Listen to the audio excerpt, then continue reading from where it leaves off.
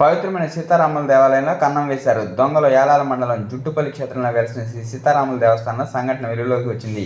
గత కొన్ని రోజులుగా ఈ దేవాలయంలో వరుస చోరీలు జరుగుతున్నాయని ఆరోపణలు వినిపిస్తున్నాయి. తాజాగా గుర్తు తెలియని కొందరు వ్యక్తులు దేవాలయంలో చోరీ చేసిన సంఘటన మంగళవారం వెలుగులోకి వచ్చింది. దేవాలయంలో ఉన్న ఆంజనేయ స్వామి వెండి కిరీటాన్ని అపహరించినట్టు తెలిసింది.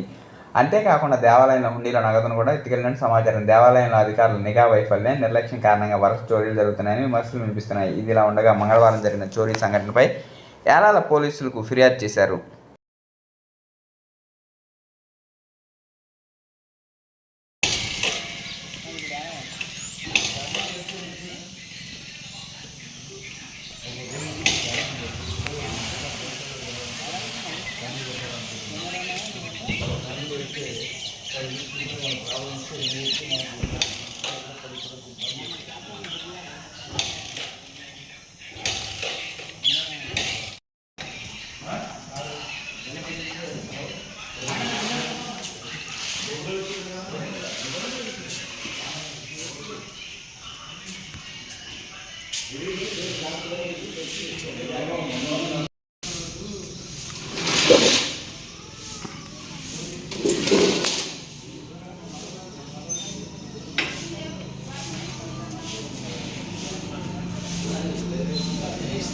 జై శ్రీరామ్.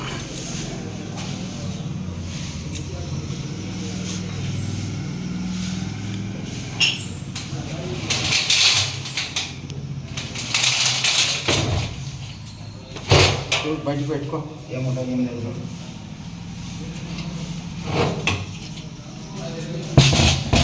Come on.